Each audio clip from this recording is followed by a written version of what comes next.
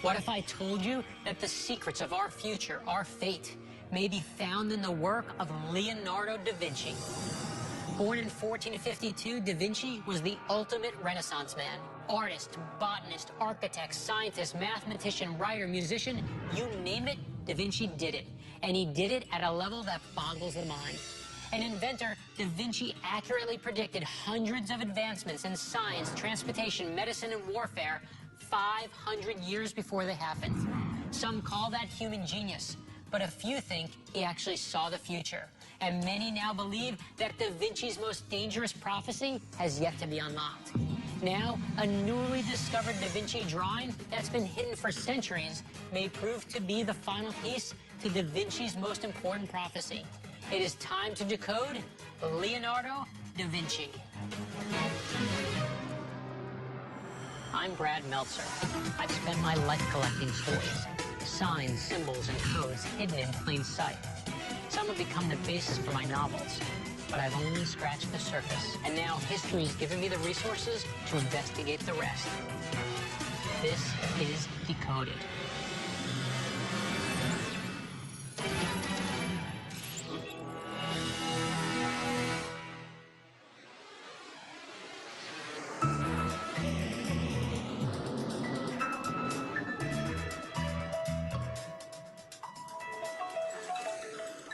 Hey, Brad, you got a good one for us? I do. You guys are going to Italy, and you're going to be decoding none other than Leonardo da Vinci himself. Oh, wow. Okay, that is sweet, but a little daunting. What's left about Leonardo? There are things happening right now that could change the way we think about Da Vinci's work. There's a family in Genoa who thinks that they found a brand new Da Vinci sketch. Oh, that would be huge. It was actually hidden for years in the secret compartment of a book, which is an awesome hiding place. And some people even think that it contained prophecies. Da Vinci's like Einstein to me, where if there's something that I haven't read of his, I want to get my hands on it. You ever see his drawings of helicopters and tanks and all the other inventions that didn't exist back then? They had common knowledge. But he also has some more cryptic writings that some think are starting to come true. Really? This is a real chance for us, right on the front lines. Look into the sketch, let's see if it's real, and let's find out what Da Vinci was trying to tell us about the future.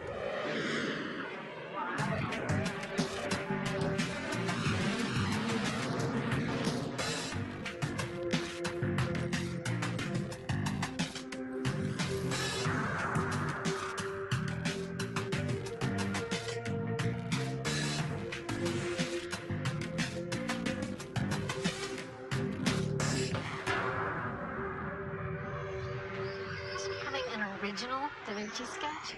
Can't even imagine. I hope it is. Leonardo da Vinci is considered by many scholars to be the greatest painter of all time, producing both the Mona Lisa and the Last Supper. Born out of wedlock in 1452 to a wealthy notary father and a peasant mother, Da Vinci took his first painting apprenticeship with the Renaissance master Verrocchio when he was just 14 years old. The story goes that one of his first big opportunities was to paint an angel in the great master's work, Baptism of Christ. After looking at it, Verrocchio allegedly vowed that he would never paint again, unable to live up to his young student Leonardo. But Da Vinci was also a brilliant draftsman, and his inventive drawings are proof of a thinker who was clearly centuries ahead of his time. He imagined a tank, scuba suits, driving machines. Look, for example, at his design for a flying machine. He drew this in 1488, more than 400 years before the Wright brothers. And his ornithopter flying device inspired the wing look when Bill Finger and Bob Kane created Batman. That is true. Without Leonardo, there is no Batman.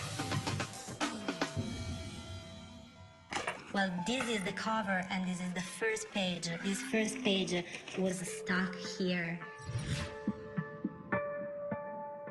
And the drawing was found exactly here, so... But this isn't a replica. This is the book. No, this is the book. This is the original one. This is the original one that the cardinal had hidden the page inside. Yes, between the cover and the first page, yes. Cardinal Tadini, the former Archbishop of Genoa, hid the drawing in an unmarked book's secret compartment, and it remained there until his death in 1847. When the Cardinal's possessions were auctioned off, a new owner noticed that the cover had been compromised and discovered the portrait underneath. It was another 50 years before anybody realized what an important discovery had been made. The drawing hung unassumingly on a wall until it caught the eye of Christina Gerbino's family friend, an antique restorer who decided to trace the drawing back to its creator. And that's when things got interesting. Art historians and forensic scientists concluded that not only was the drawing by Leonardo da Vinci, but it was from a collection of his works, the Codex Atlanticus, that includes apocalyptic prophecies. On the sketch, there was a signature that has been erased. There are different hollows there in a totally dark ambient, and using light from the left angle, you can see the traces of the signature. This is a picture of the lower part of our drawing. So if we read the signature from the left side to the right side, we have two letters that are very clear. E-O is myself in Italian. Then we have four letters together, N-A-R-D, Nard. Then we have O-D-A, Leonardo da Vinci. Use myself, Leonardo da Vinci. It's a signature. And then we can read the signature from the right side to the left side. And our interpretation is Itsni vado dran oi. If we translate that in English, means in this way, I do myself. The fact that the signature reads backwards is a telltale sign that we're likely looking at a real Da Vinci. He wrote almost all of his personal notes and letters in mirror writing. Some say it was because he was a southpaw, and he simply didn't want to smudge the ink. Others say it was so that lesser artists wouldn't copy his masterworks. But many believe it was to hide ideas that might have gotten him in trouble with the government, the law, or the church. In Leonardo's time, dissecting anything more than a pig was strictly forbidden.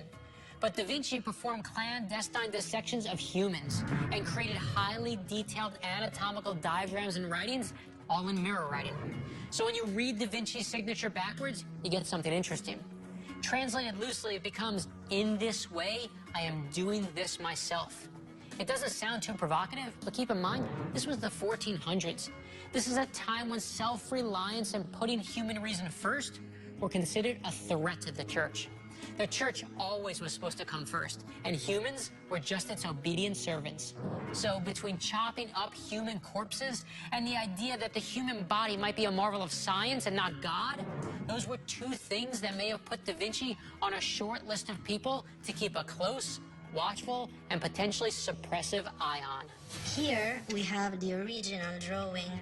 This is the original drawing? This is the original drawing. I don't want to touch. Oh my God. Okay, well, we just have to look. We don't want to touch. Okay.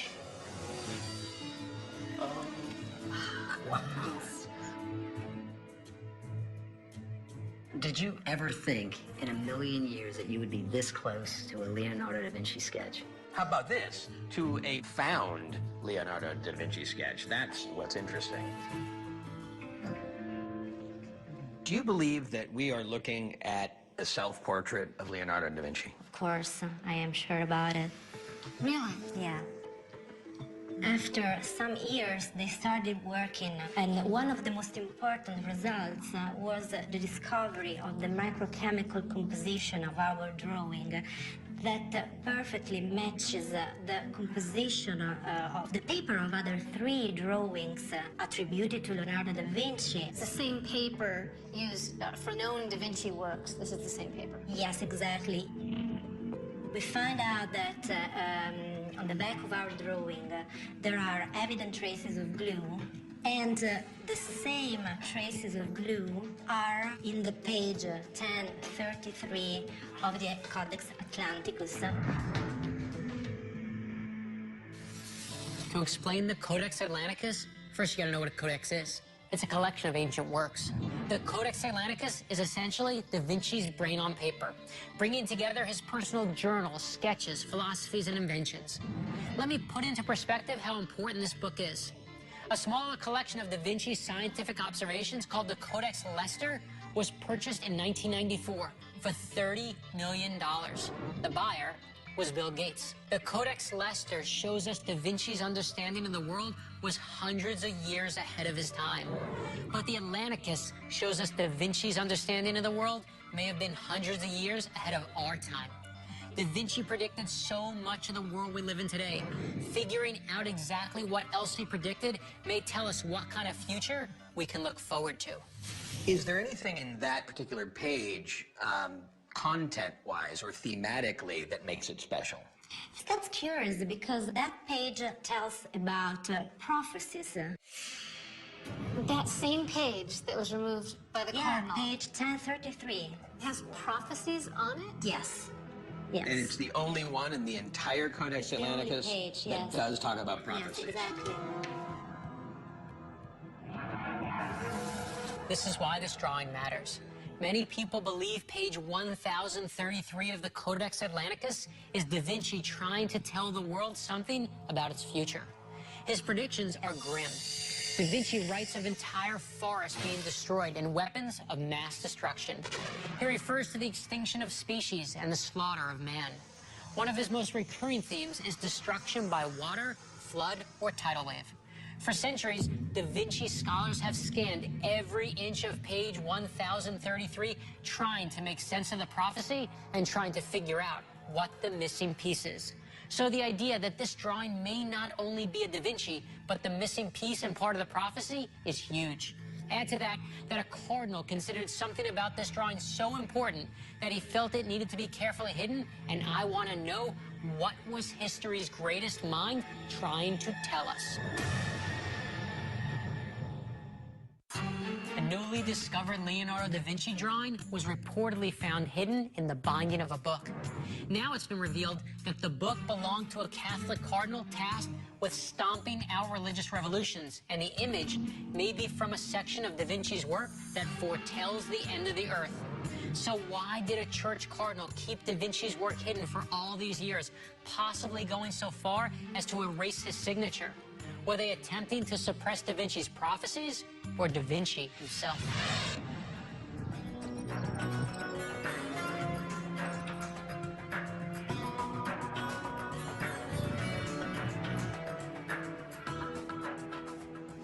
When you first saw this sketch, what did you think?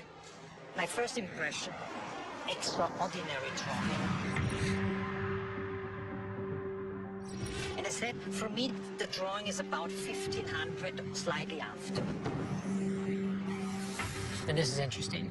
When Dr. Hohenstadt first saw the picture, the artistic technique was so advanced, he thought it had to be from 1500. However, when scientists tested the paper, they learned that it was actually from 1475. So who could have been doing work 25 years ahead of his peers? You got it, Leonardo da Vinci. I can clearly state that for me, it's a Leonardo da Vinci. For you it is. Yeah. There's enough evidence. Yeah, for me, it's enough evidence. How much would it be worth? Throw a number out there. Let's say 50 million. Wow. Dude. Close to $50 million. Yeah. Whoever took this image could have taken the entire Codex Atlanticus. Why this particular sketch? It's very difficult to answer to this question because we don't know it really. Could it be connected in any way to the fact that it was surrounded by prophecies? With this, yes. He was naturally also thinking about the future because he was a researcher. The prophecies was another way looking at reality to open up, let's say, considerations which normally people wouldn't have. And he made also some of them about the church, which at the end are critics also on the church.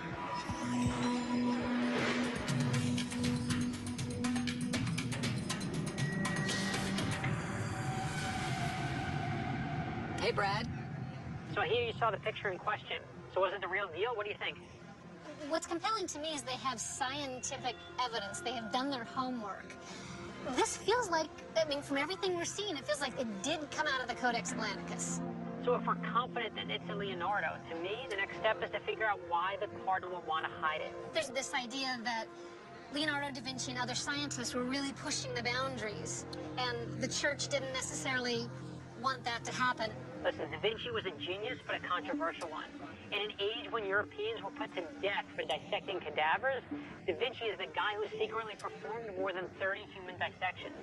And we also know that Da Vinci had an alternative lifestyle. He was arrested for an incident with a male prostitute. And yes, I'm sure these facts didn't sit well with the church, but it may be something in the work itself that troubled its leaders. Da Vinci hid meanings and symbols throughout his art. If we can find a theme, it might help us figure out what he was trying to tell us and what the church was trying to cover up. Yeah, and what freaks me out about that avenue is that if the church knows that there's a prophecy here, and the prophecy is so frightening and scary and devastating that they just don't want it out there.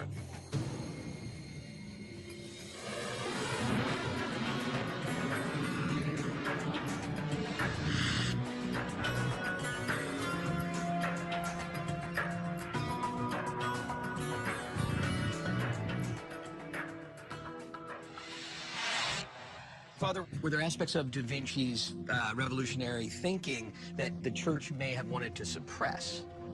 Well, his private life and his homosexuality, but the church doesn't commend everything in his lifestyle, or it's not giving blanket approval to everything, but in general it recognized that he was a very great and important figure. The church was fairly prudent about not inquiring too much into people's lifestyle, providing they kept it reasonably discreet. Is it discreet to be doing experiments on human bodies in the back room? Well, there was a strong tradition of medicine throughout the Middle Ages. Many of the universities had a medical faculty, but the church never forbade, indeed encouraged. It encouraged looking after one's body and taking proper measures where necessary. So in that, Leonardo was very much encouraged. Da Vinci was fascinated with the human anatomy. Using only the crude instruments of his day, Da Vinci dissected and drew the different parts of the brain. He made major breakthroughs in our understandings of the backbone, and in 2005, Francis Wells developed a revolutionary technology to repair damaged hearts that was based on Da Vinci's diagrams from 500 years ago. We're interested in a sketch found among the belongings of a Cardinal Tadini. Yes.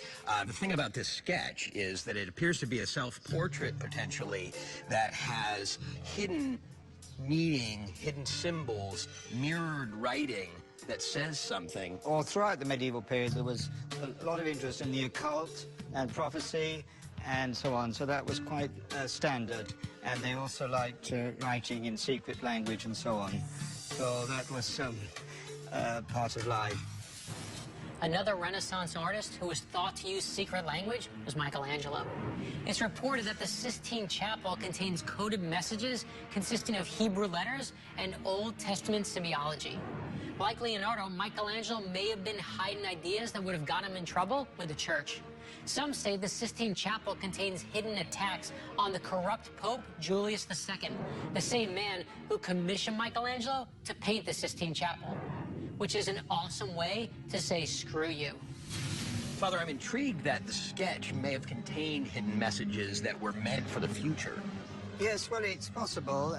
They rather like this kind of playful hiding and a certain amount of secrecy within paintings. Yes, we find that in many other painters. So that was common to do. Yes, that's right, that's right. Well, why would he be hiding details of what he thought was going to happen at the end of the world? Well, there was a general interest in what would happen at the end of the world, and the end of the world is something to be feared because we're sinners, but welcomed because we're chosen by God, which for Leonardo it was essential. So you think the Catholic Church was not trying to hide anything of Da Vinci's, but was actually sort of owning him and embracing him? Yes, basically Leonardo has had full support from the church, and he's been recognized as a very great figure. And of course that doesn't mean to say that the church approved of everything he did or wrote, etc., but basically Leonardo and his way of life and all that he tried to do, the church has given great encouragement. Today, the church's official stance is they take no issue with Da Vinci's work. They see him as a complex man with some far-out ideas and an ironic sense of humor. And we also know that Leonardo embedded messages in much of what he did. So why would he place a self-portrait among his most cryptic prophecies? We need to find out more about Leonardo's other works, especially the one famously debated as another possible self-portrait, the Mona Lisa.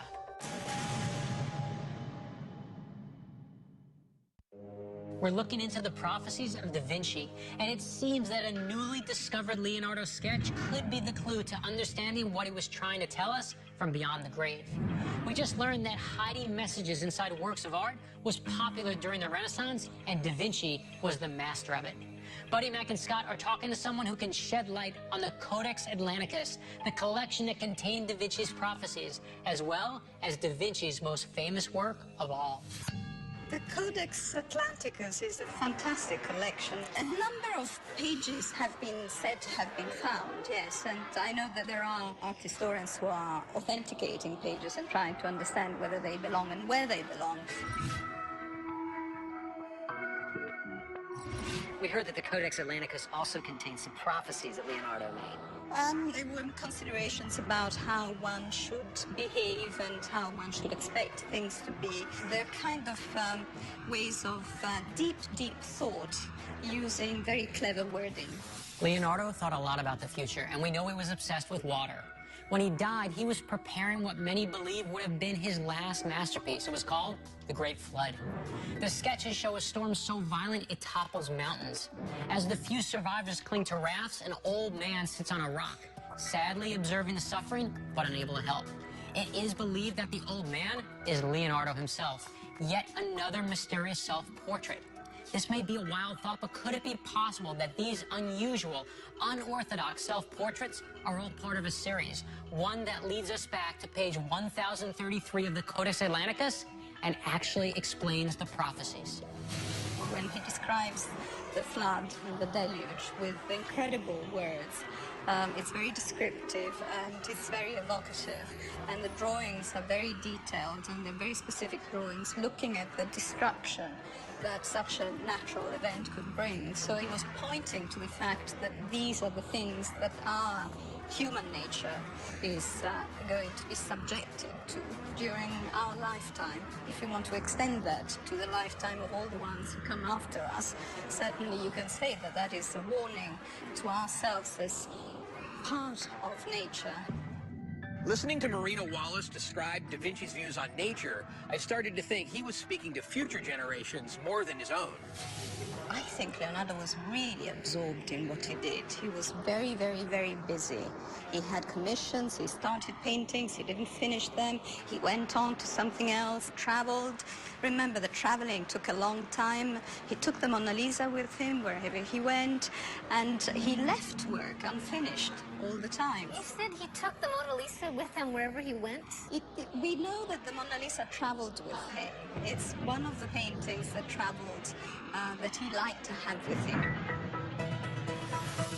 Okay, if you tell me that Da Vinci hand-carried the Mona Lisa with him everywhere, I want to know why. Was he protecting something bigger than the painting itself?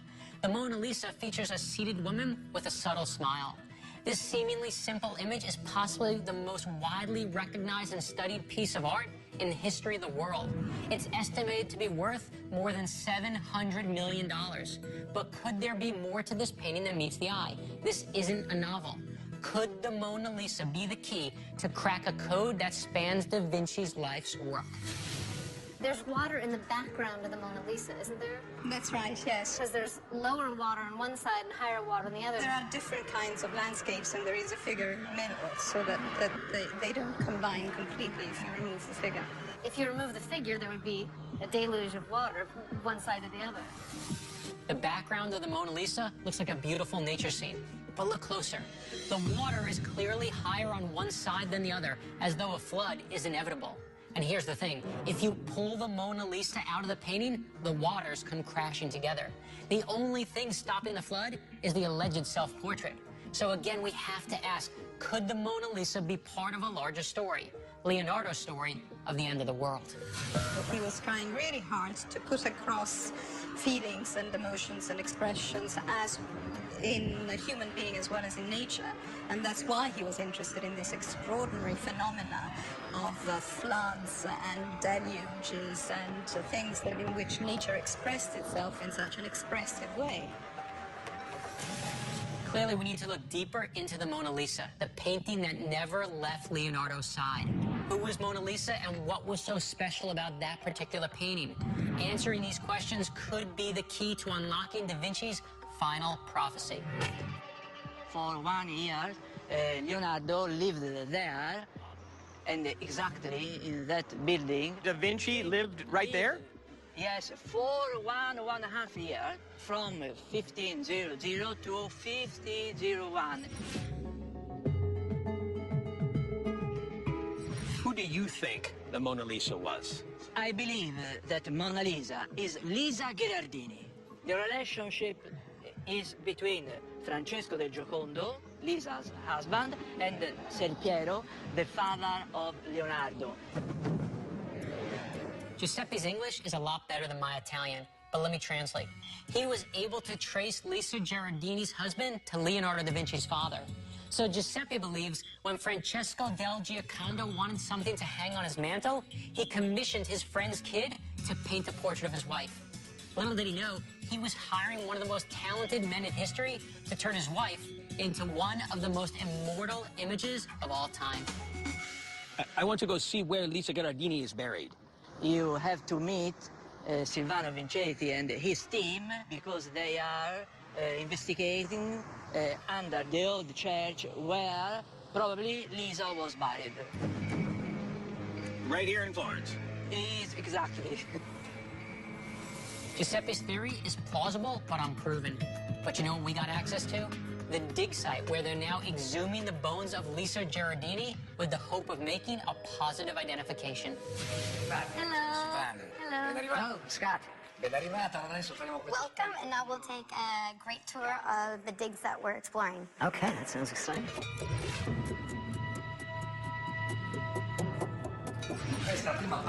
The excavation dig began here, where in the church was located the altar. They used a machine, so they knew exactly where they should dig for the graves. They referred to a book by the Franciscan monk that wrote about them bringing 4 bodies to this crypt in the 1600s, and they believed that Lisa Gherardini's body was brought here from that book.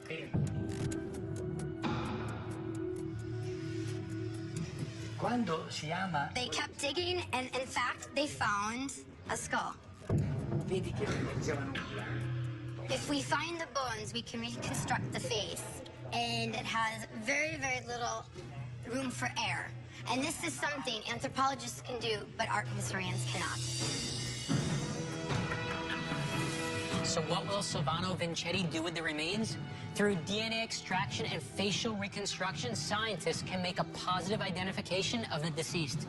Vincetti has successfully employed this controversial technique before, and if it works, it could prove whether the Mona Lisa is in fact Lisa Gherardini or another of Da Vinci's self-portraits. But this is the hard part of being on the cutting edge of an investigation. Until they literally dig a little deeper, the last page of this part of the story will remain unwritten. So have you found any symbols hidden in the Mona Lisa? What I found was in the left eye, there is the letter S. In the right eye, there's a letter L. Then in the background of the painting, underneath the arch, there's the number 72. During this period of the Renaissance, geometric symbols and numbers were very important. When you're investigating signs and symbols, the numbers 7 and 2 come up time and time again. I hide the number 27 in every single one of my novels, and they were clearly special numbers to Leonardo. Da Vinci used 27 and 72 degrees as the basis for Vitruvian Man.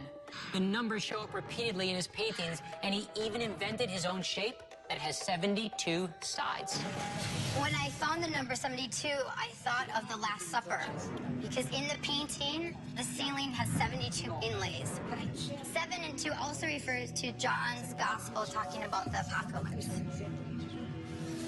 Clearly, Da Vinci was fixated on 2 and 7. Silvano says 27 refers to the book of Revelations, in which Jesus tells Apostle John about a violent series of events at the end of the world.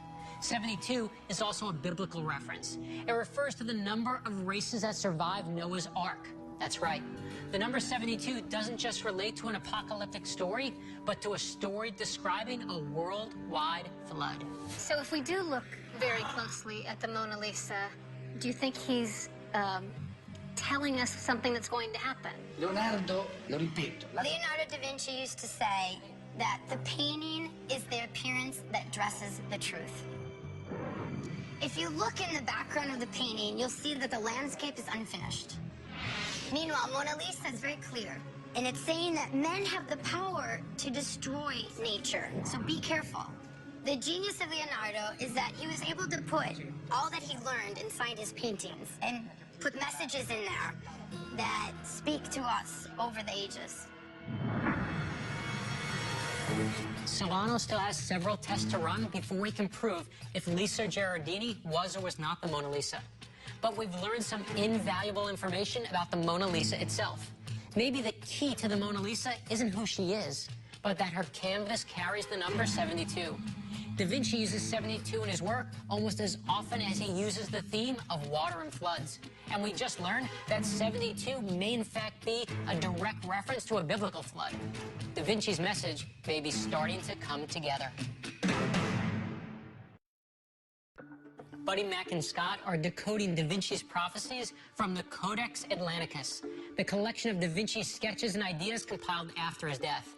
They've been scouring his work for clues, and there's evidence that Da Vinci's use of the number 72 in his work may be a reference to a flood of biblical proportions. Da Vinci was centuries ahead of his time in many of his engineering and scientific feats. He predicted the tank, the submarine, driving devices. If he prophesied the Great Flood, this is the guy I'm going to listen to. So why was Da Vinci obsessed with water, and what exactly was he predicting?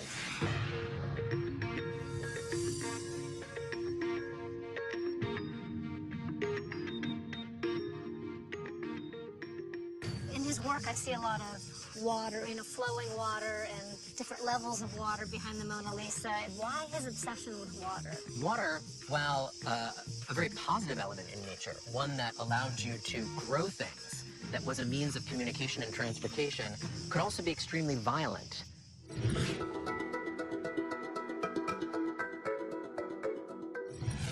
Leonardo not only made many drawings of water and included the representation of water and aqueous bodies in many of his paintings, but he also wrote about water in the Codex Atlanticus itself. And we were talking about flooding, the dangers of flooding, and how conscious Leonardo would have been about. One of the things that he wrote in the Codex Atlanticus was, the swollen rivers overflow and submerge the wide lowlands and its inhabitants. This sounds like some great mystery, some great apocalyptic happening. It does. That Leonardo is foretelling. Another thing that Leonardo told us writes to us in the Codex Atlanticus is that seawater will rise above the high peaks of mountains towards the sky and will fall down again towards the mountain of men. This also sounds really mysterious, doesn't it? It sounds like Leonardo's telling us something, he's predicting the future. But we don't necessarily have to read this way. Leonardo could just be talking about the kinds of things that he would have witnessed anytime a river overflowed. It happened frequently. Whole villages were swept away by the natural course of water through the landscape. Why didn't he write that in past tense then? You know, instead of rises or will rise, why didn't he say they rose? Because time and nature were thought of as cycles, the logical conclusion to knowing that this had been the case in the past would have been to assume that that state would return again at some point in the future. Leonardo understood the best way to see into the future is to understand your past. Where most people saw chaos, he saw rhythms and patterns and cycles. It's possible Da Vinci's prophecies drew on his observations of natural disasters to predict future catastrophes, something we've been spectacularly bad at in the past decade and even in the last year. We know Da Vinci's work from 5 centuries ago has helped us make breakthroughs today. If Da Vinci had a method for predicting disasters, We need to find out what he foresaw.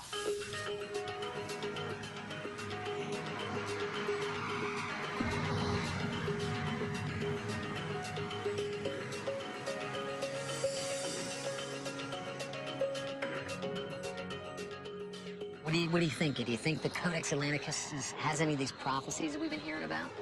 72 keeps coming up, and I do believe that this is a time that people did bury sort of symbols and messages in artwork. I mean, it wasn't uncommon at the time. We know that Da Vinci was well aware of riddles, of mirror writing, Right. of embedding sort of mysteries within the context of the painting. What else could he be hiding in there intentionally? How about the missing sketch that we saw from the Codex Atlanticus? Do you think that the Catholic Church, through the Cardinal, was hiding it for some reason? And what reason do you think that might be? I think the Catholic Church was really impressed with him and knows that he has a huge fan base, and so if there's anything he's saying that doesn't support them or help them, of course they're gonna rip out the pages and repress it. Now, I don't know that's what happened, but I could absolutely see that happening. Oh, look. Yes! Nice. So do you think Da Vinci prophesized fireworks? One of his prophecies from the Codex Atlanticus reads like this: "It shall seem to men that they see new destructions in the sky, and the flames descending therefrom shall seem to have taken night." Wow, does seem like a prophecy, doesn't it? It's right there.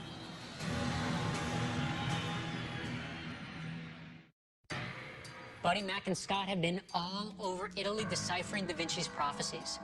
Many of his writings seem to be apocalyptic, and we learned he had an obsession with water, tidal waves, and floods.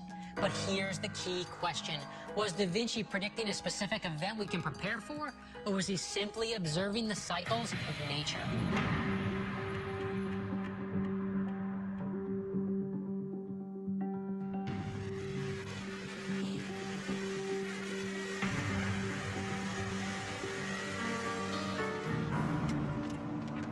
Hello, Marco. Ciao, piacere. Hi. Benvenuta. We've been looking into Leonardo as a visionary and really someone who may have written prophecies. Do you believe that some of his writings were actually prophecies? The answer I would have is an example of the Dome of Florence. If you were asking us for 1296, when we began the construction, we're going to build an impossible church like that, an impossible dome. Only few had the dream to be the inventors of that. And Michelangelo, Botticelli, Vespucci were dreamers. So Leonardo was one of these dreamers.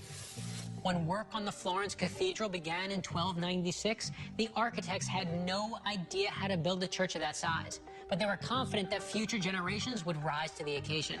The finishing touches weren't put on it until 173 years later, when a young apprentice of Verrocchio's named Leonardo is said to have worked on the design of a brass ball to sit atop the dome. This was how Da Vinci thought. Someone had a dream of starting the world's most magnificent cathedral, and 2 centuries later, he's using all the advancements in art, architecture, and engineering to complete it. Just as his dreams of an underwater apparatus and flying machines would be realized through the scientific advancements of generations after him. So maybe visionary, yes; prophet, no? I would say visionary, yes, or that if you ask me if he was able to predict that was going to happen a certain disaster, a certain day, no. He was a scientist who was trying to comprehend, to give an order to these things. Maybe that's why we're drawn to him so much, is he really believed human beings could do it, that human beings could synthesize everything we know. But like all the geniuses we had, Oppenheimer, Einstein, and the others were not thinking to destroy the world. They were thinking to give us something new, better for our future. So it depends how you use the things you have.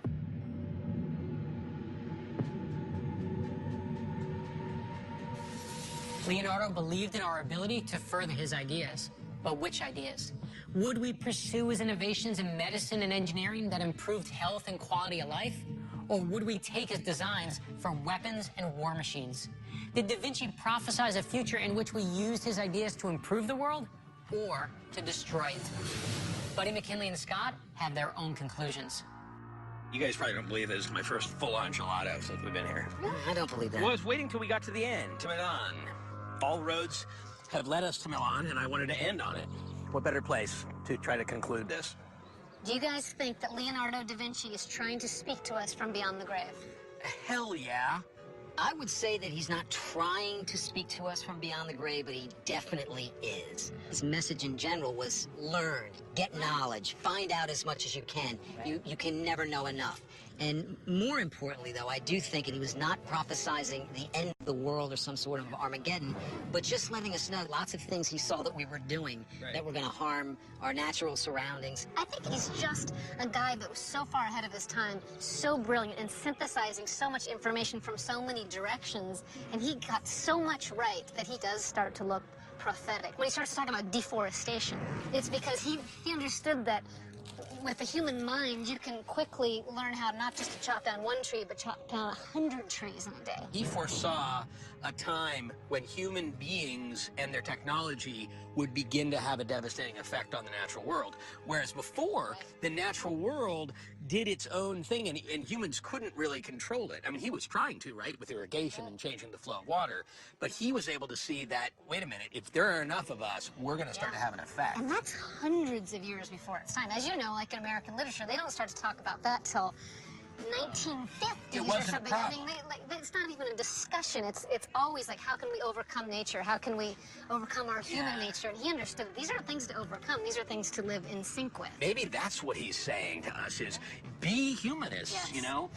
Realize the human potential and live your own human potential. I really can't help but looking at his environmental observations as sort of the most important thing that he's left us in a lot of ways, and our responsibility too. And that responsibility is, you know, don't deplete all of your natural resources. You know, don't create technology that can kill one another. And so, yeah, I mean, I think that we've got a guy who is speaking to us from beyond the grave and speaking to us maybe for all time. Can we dump these? Yes. Laws of thermodynamics, right here. You have a little Maxwell's demon in a cup. Looks like melted ice cream to me. Da Vinci would totally get my jokes if he were around. You guys don't. What sent us down this path was a newfound portrait by Leonardo da Vinci that came from his book of prophecies. So what did the portrait mean? Was it a hint, a clue, a prophecy in itself? It was. Because it's Da Vinci himself who's the answer. It's Da Vinci himself who is absolute proof of the world's most beautiful secret, that the future is created by us, by human innovation. So what will the future bring? It depends how big we're willing to dream. Almost 500 years ago, every single one of Da Vinci's inventions failed. The wings didn't help him fly. The scuba gear was made from a suit of leather. His pre-helicopter never took off. But over time, as human innovation caught up with his ideas, they all worked. It is his ultimate prophecy. Be daring, always be daring. There is no big dream unless you dream big.